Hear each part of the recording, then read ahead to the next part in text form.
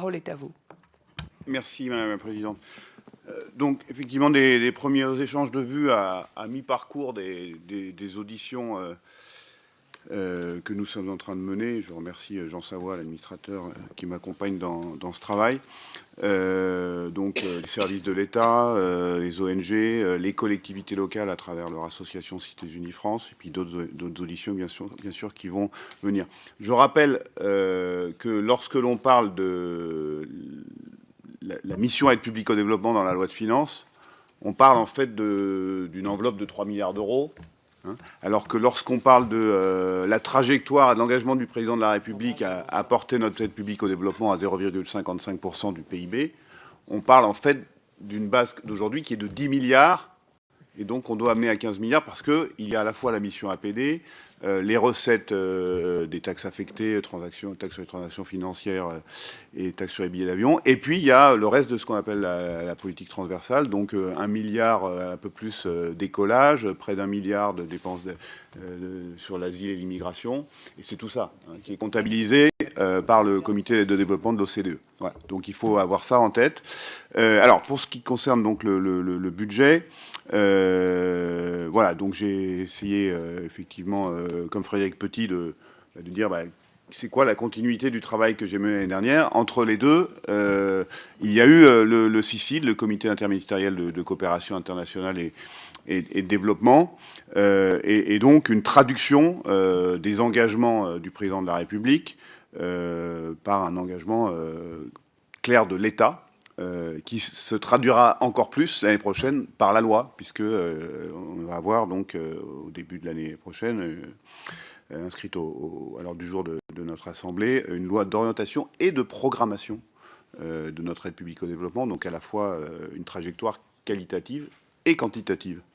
Et donc, alors celle-là, elle est déjà effectivement dans le CICID, et donc je crois qu'elle se traduit effectivement déjà dans le projet de loi de finances 2019, qui est en cohérence avec les engagements du CICID. Donc je le disais, d'abord une trajectoire quantitative. Alors, bien sûr, on nous a dit ici, on va nous le redire, et je le comprends, hein, passer de 10 milliards à 15 milliards, c'est, surtout à partir d'aujourd'hui, c'est plus d'1 milliard par an en moyenne d'augmentation de crédit de paiement. Or, pour le budget 2019, la mission aide publique au développement augmente en fait de 400 millions d'euros. Mais il est vrai que la réelle augmentation, elle est de 130 millions, puisque s'ajoute la budgétisation des 270 millions de recettes de TTF qui étaient affectées directement à l'Agence française de développement. C'est un amendement que notre Assemblée avait voté donc l'année dernière. Donc ces 270 millions, ils sont budgétisés et donc ils rentrent dans la mission publique au développement, pour une grande partie pour le programme 209 et pour une plus petite partie pour le programme 110. Donc ça fait bien 400 millions de plus pour la mission aide publique au développement, mais effectivement, il est juste de dire que pour ce qui concerne l'augmentation de notre aide publique au développement, c'est 130 millions. Hein. Alors, par contre, on a une... Pardon ? Non, mais on en reviendra dans la discussion. Non, mais... Ah oui, c'est très clair, c'est très clair. L'augmentation réelle, elle est de 130 millions. Par contre, l'augmentation de la mission APD, elle est bien de 400 millions. Voilà. Alors, par contre, il y a une forte augmentation des autorisations d'engagement, hein, à la fois sur le 209 et sur le 210. On est à plus 1,8 milliard d'euros. Bon, pourquoi ? Parce que, effectivement, si on veut une trajectoire non seulement quantitative, mais qualitative, hein, il ne suffit pas de se dire il faut augmenter de plus d'1 milliard d'euros nos crédits de paiement chaque année pour faire plus d'aide publique au développement. Il s'agit bien d'avoir des autorisations d'engagement qui permettent à la AFD et aux porteurs de projets de lancer des projets, hein, qui généreront évidemment, et donc là, l'autorisation d'engagement, c'est une obligation légale, hein, et donc on peut lancer des projets qui se traduiront évidemment en décaissement sur les années 2020, 2021, 2022, pour une trajectoire qui est bien définie par le CICID. Aujourd'hui, on est à 0,41% du PIB, 2019 0,44, 2020 0,47, 2021 0,51, 2022 0,55% du PIB. À condition, évidemment, que les projets se lancent, mais les autorisations d'engagement sont là, et qu'on puisse avoir effectivement des projets efficaces sur le terrain qui associent l'ensemble des acteurs pour que l'aide soit le plus efficace possible et qu'on puisse décaisser effectivement dans les temps. Et encore une fois, il s'agit de donner la priorité aux dons projets bilatéraux, et c'est la raison pour laquelle cette augmentation de la mission aide publique au développement et en particulier du programme 209 permet un meilleur pilotage de ces dons projets bilatéraux.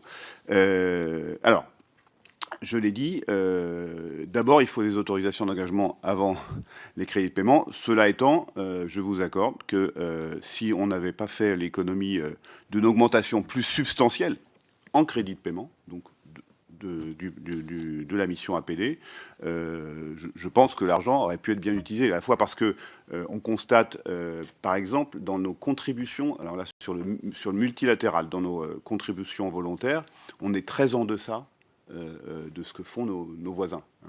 La plupart des pays voisins, vous savez, il y a donc notamment les contributions aux institutions onusiennes. En général, nos voisins, les contributions volontaires sont supérieures à la contribution obligatoire. Chez nous, elle est inférieure. Donc quand on dit priorité au bilatéral, et là j'en viens donc à la trajectoire qualitative, qui est très claire dans le CICID et qu'on retrouve effectivement dans les priorités budgétaires, quand on dit priorité au bilatéral, c'est bien parce qu'il a été la variable d'ajustement depuis 2010 de la baisse des crédits de la mission APD, très clairement. Donc effectivement, l'augmentation dès 2019 de la mission APD, elle se fait au profit d'abord du bilatéral, qui a été une variable d'ajustement, mais aussi au profit, puisque on a plus de 196 millions sur le bilatéral et plus 97 millions sur le multilatéral. Et puis priorité aux dons par rapport aux prêts. Vous vous souvenez qu'on avait partagé ensemble, en gros, trois priorités en termes de trajectoire qualitative. Donc le bilatéral plus que le multilatéral, le don plus que le prêt, et puis la géographie prioritaire de notre aide publique au développement, à savoir les pays les plus pauvres, en particulier les pays du Sahel. Et donc, priorité au don par rapport au prêt, c'est très clair, puisque c'est d'abord le 209 qui bénéficie d'augmentation plus que le 110, et le 209, c'est du don projet. Et par exemple, la facilité MINCA, qui est la facilité vulnérabilité Sahel, qui va bénéficier d'ici 2020 de plus de 200 millions d'euros. On voit là clairement que les priorités du CICID s'appliquent dès le budget 2019. Et puis je le disais, donc les pays pauvres prioritaires, donc qui bénéficient effectivement.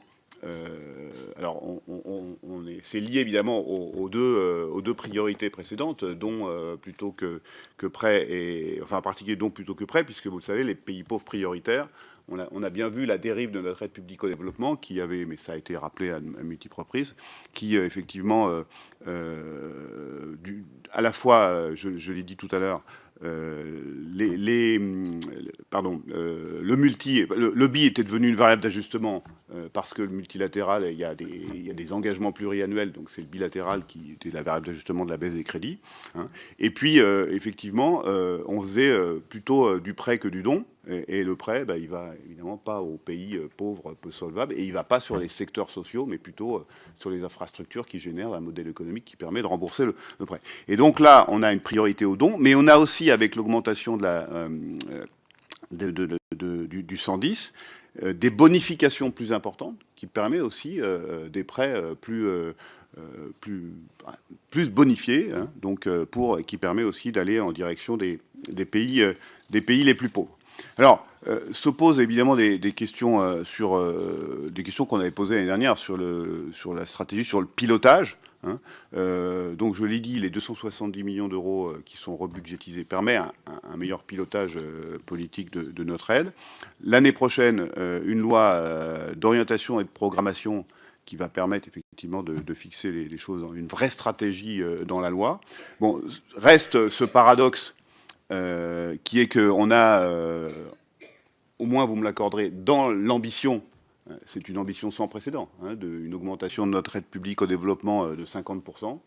Sur un mandat, ça n'est jamais arrivé. Donc si ça arrive, ce sera sans précédent. Et le paradoxe, c'est que c'est la première fois qu'on n'a pas de ministre du développement au sens de ministre dédié.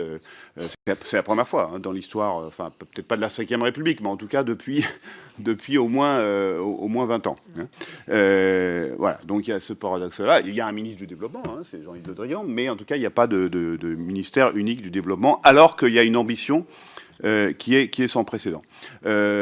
Bien sûr, il va falloir qu'on se pose la question très forte, et ce sera dans la loi, du rapprochement entre l'Agence française de développement et le conseil et Expertise France, dont j'ai un conseil d'administration cet après-midi, parce que ça va être évidemment le bras armé très important de notre politique d'aide publique au développement. Il est d'usage donc que le rapporteur pour avis choisisse un thème chaque année pour son rapport. Donc, vous m'avez entendu, certains d'entre vous, la semaine dernière, lorsque nous avons éditionné, le ministre poser une question sur la question du défi urbain que doit relever le monde de développement. Et donc, c'est la thématique que j'ai choisie pour ce rapport. Je crois qu'on a vraiment un défi du siècle qui est devant nous. Vous savez, dans les représentations encore de nos concitoyens sur l'aide publique au développement, la pauvreté dans le monde, nos concitoyens ont plutôt l'image du paysan en train de piler le mil à la campagne. Ce qui est, bon, évidemment, il y a des enjeux ruraux que je ne néglige pas, mais on a un défi urbain à relever dans le monde des développements et en Afrique, mais pas simplement en Afrique. Les chiffres parlent d'eux-mêmes. On a des villes comme Lagos ou Le Caire qui gagnent 400 à 500 000 habitants chaque année. On parle, pour Lagos, on parle de 20 millions aujourd'hui et de 90 millions en 2040. Oui. Donc, comment est-ce que notre aide publique au développement peut participer à relever ce défi qui est énorme et donc, parce que c'est un développement qui est endogène. C'est un peu d'exode rural, mais beaucoup de croissance démographique des villes du fait de la pyramide des âges que nous avons dans les villes du monde. Et je crois qu'à côté des priorités sectorielles, dont j'ai oublié de parler d'ailleurs dans la trajectoire qualitative, c'est-à-dire priorité donc santé, éducation, vulnérabilité, égalité femmes-hommes, et puis climat. Voilà, il y a des priorités sectorielles, mais attention toujours au raisonnement en silo. Là, on a une priorité qui est donc